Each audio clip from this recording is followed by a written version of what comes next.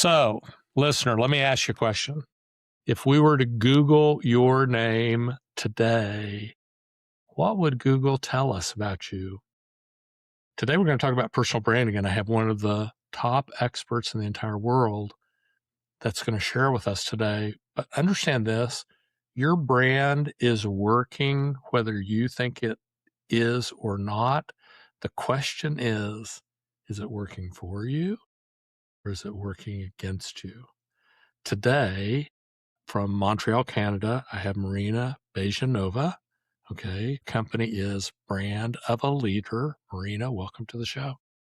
Thank you so much for having me, Don. I love that you opened with the question of what shows up when someone Googles you. When I'm on Deloitte's faculty of speakers, and I deliver master classes to their corporate clients who are C-level executives on building, we don't call it personal brand, we call it leadership brand.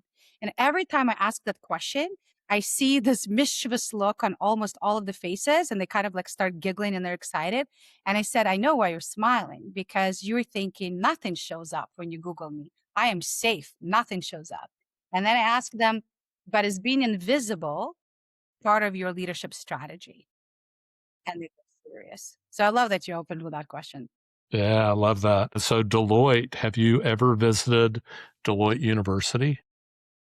No, so I'm part of the program, which is their Deloitte Academy. So not Okay. quite the same, but a different program that they run.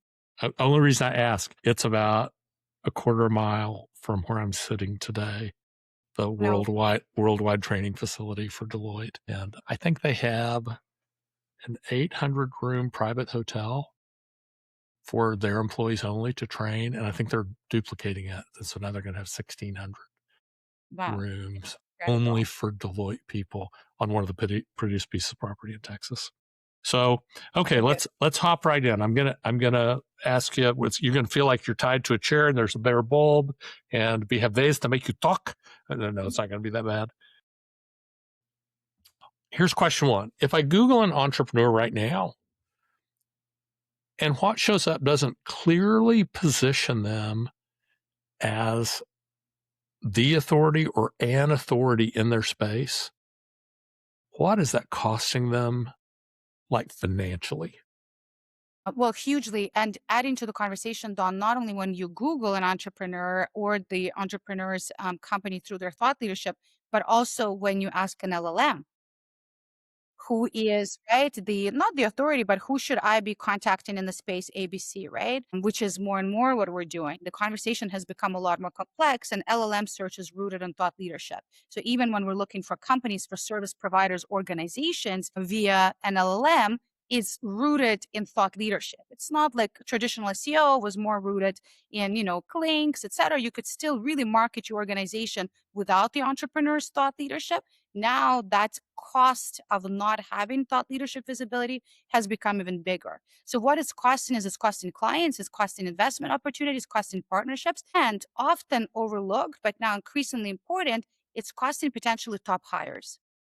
I can't tell you how many people within my own organizations, and we have just the most incredible team I'm so grateful for, have said, I came to work at Brand of a Leader because of you. I Googled you. I saw your core values. I saw what you stand for. I saw that alignment. I wanted to work for someone like you. So, of course, it's costing on the business side the usual things that we know about prospective clients who will find your competitor who has positioned himself as a thought leader and authority in the field and will go and hire their services. It's also costing us top talent. Pretty expensive. Yeah. Okay. All right. So I know you work with execs and high level founders.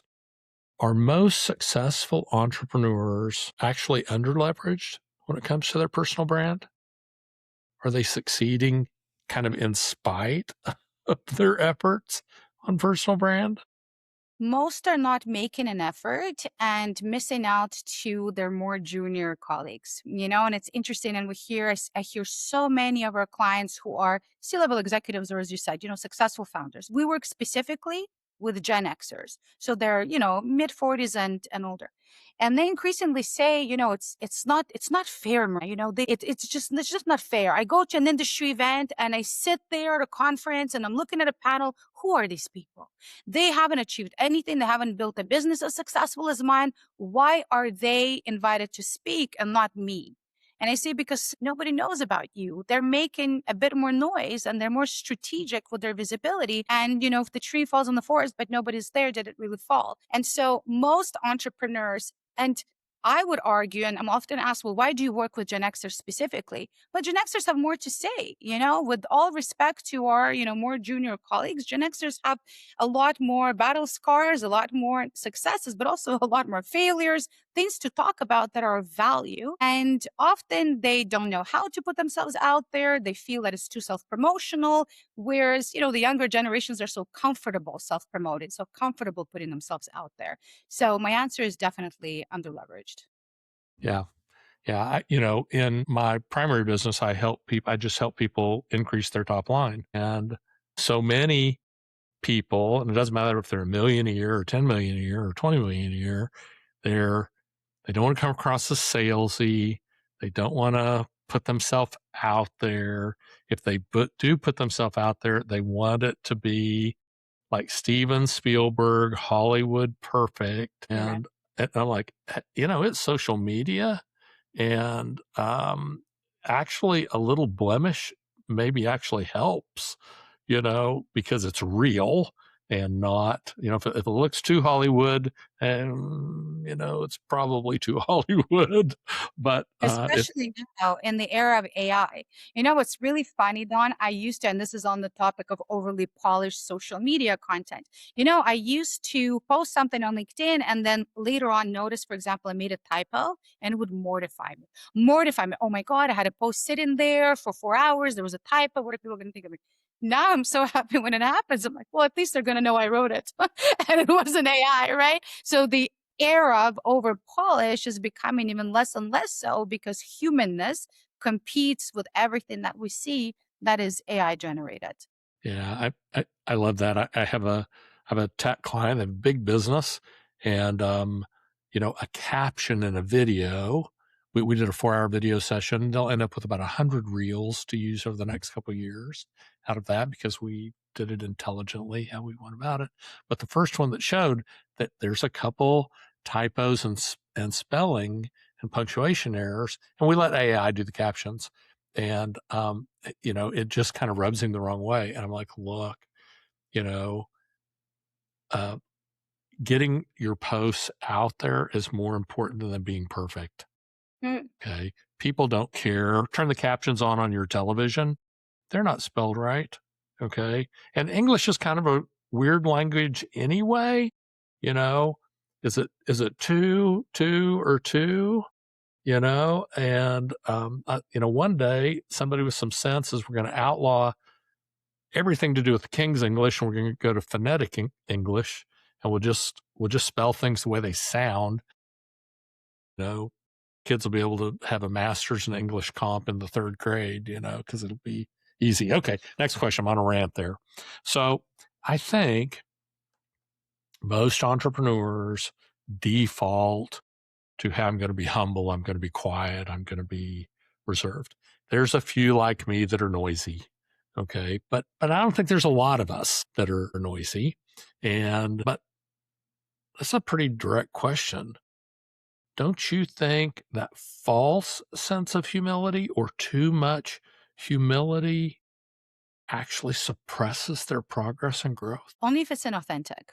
So there are some people that are painfully, humble, and they cannot put out a piece of content that uses the I pronoun. Everything has to be we, everything has to be us, right? Even if they're talking about an individual achievement. But it is so authentic. It's not, for some, it's performative.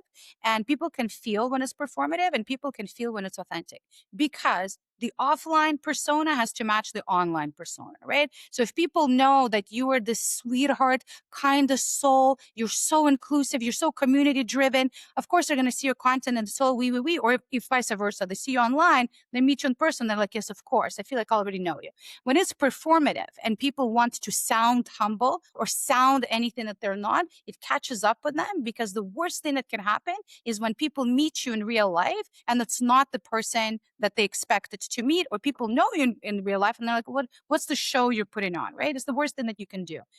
So faux anything, I would say, is extremely detrimental. However, most people, so as you said, you are more self-promotional, as am I, so I understand you, but there are few of us, and most people feel very uncomfortable putting themselves out there and feel very much, most of our clients at Brand of a Leader would rather not be putting themselves out there. They see it, they come to us, thus they're our clients, we help them build visibility, but they see it as a necessary evil rather than something that's exciting and they love it and it helps them, put their thought leadership further.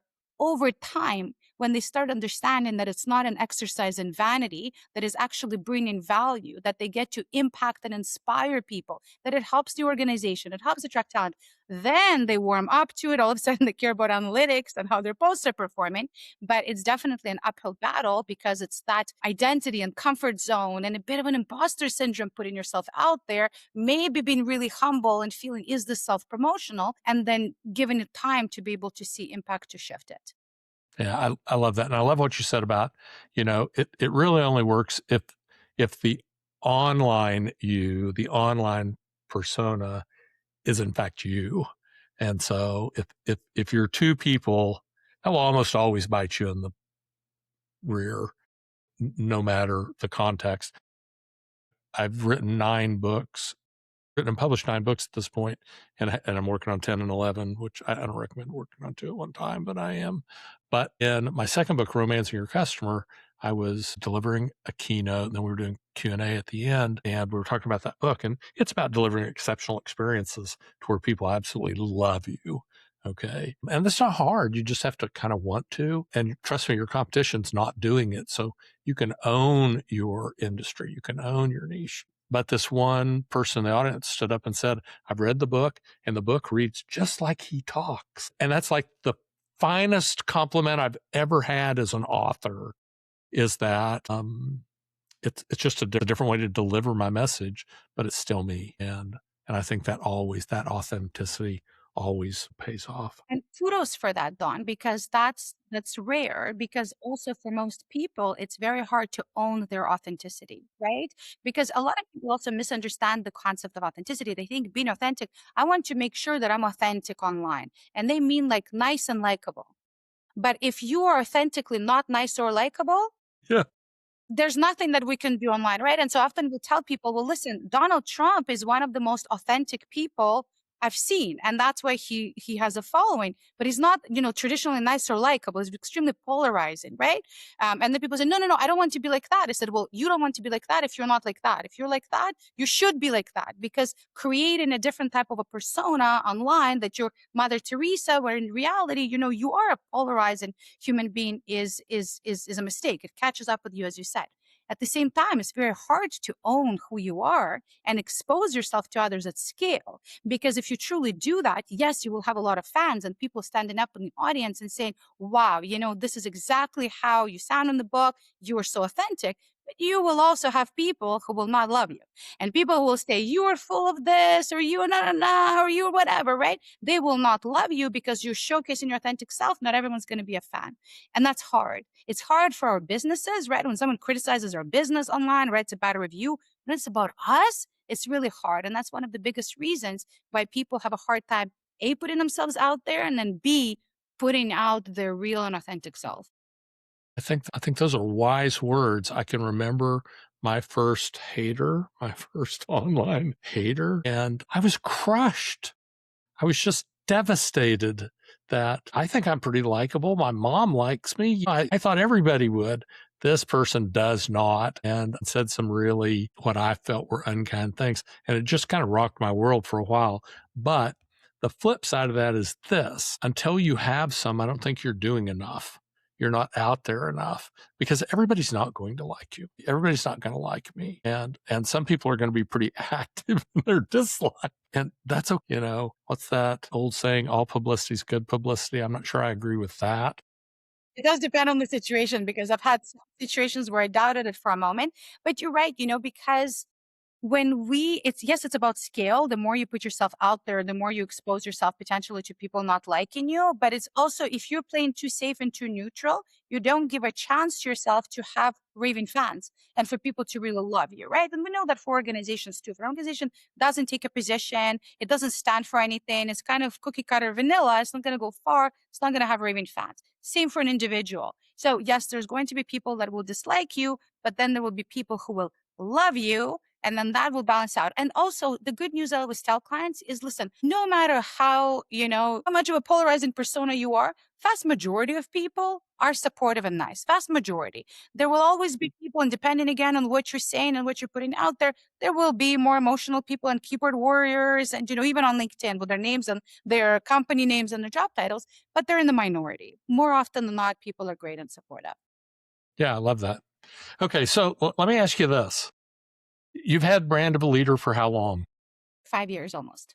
5 years. Okay, so here's a tough one. You lose your company tomorrow, but you keep your personal brand because you can't really get rid of it. Once you have it, you can't get rid of it. How fast could you rebuild? Well, listen, it happened to me. 5 years ago. So 5 years ago, I had a different business. Well, now it's more than 5, 6 years ago. I had a different business. It was a seven-figure business in the recruitment and headhunting space. Very different, although we dabbled into different kinds of branding. Employer branding, a bit more like through company culture side of things. But very successful business, thriving business, and it died during COVID. So it died a very painful death. It died in COVID, partially because of COVID, and big part because of a very challenging partnership and mismanaged things, for which I also take very humble and vulnerable accountability. But it died. And a year later, I had brand of a leader with clients.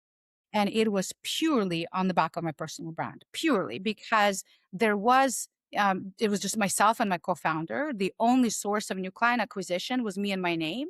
And all of a sudden I was doing something completely different, which also is important to say because people equate personal branding with being known in their industry. But then you're a spokesperson for your industry or your company. It's not a personal brand. Personal brand is portable, right? And so because I had already a reputation, people trusted me. And what I always stood for in my personal brand was radical authenticity. And I always talked about stand out, speak out, and be radically authentic. When I was working in recruitment, I just applied it to recruitment. And then I said, well, now I'm applying the same thing, but building your visibility as a thought leader, standing out as a leader, speaking up as a leader, being radically authentic as a leader. So to people, it didn't feel like too radical of a change. She was doing this and now she's doing that. My overarching, what I stood for, still held. And so listen, that was 6 years ago, lost the business. 5 years ago, launched this business. I have 15 team members. We've worked with clients in 12 countries and we're growing. We're successful. We're doing really well. So how long does it take to rebuild? Well, at some scale, because in the first year had clients, I was able to pay bills and I didn't go bankrupt after losing a business. So you can rebuild pretty fast. So I don't have to have the hypothetical scenario. I hope I never have to live through it again, but it did actually help. Yeah, thank you for sharing. Okay, I'm going to ask you 3 or 4 questions, just looking for a one-word answer. Okay. Okay. For serious founders, LinkedIn or Instagram? Podcast guesting. Words. You're you're a rule breaker. Yeah. I like that in a person. Personal brand before product brand? Yes. Yes. Yeah. So it's one of the things I teach my clients is this, and most what we do is B2B and B2G. And they're like, well, our company doesn't have the relationship with that company. I'm like, hey, companies don't have relationships with companies. People in companies have relationships with people in companies, but we're all Cheaper. buying and selling to people. Okay. I don't care if you're dealing with the federal government or whoever it is. Ghostwriting, smart leverage or dangerous short? Smart leverage. Okay, good. Should every CEO, should every founder, should every entrepreneur write a book? Okay. Now I'm going to ask a follow up on that. Why not? Why not? You know what? I think that the book has to be in a person. I think the person needs to feel that, and I don't know, maybe I romanticize books, I'm a reader. And to me, it feels like one of those things that we don't need a lot of noise for the sake of noise of you must and you should. Do I think that there's necessarily a story in everyone that's enough for a book? I'm not sure about that. So I think that is it a great tool? If you have a story in you, it's phenomenal. It gives you credibility. It gives you another audience. It exposes you to people who are more readers than not. And the more books in you, the better. That's great. But can I say everyone must? No. I also can't say that for building a personal brand, there's any singular platform that's a must.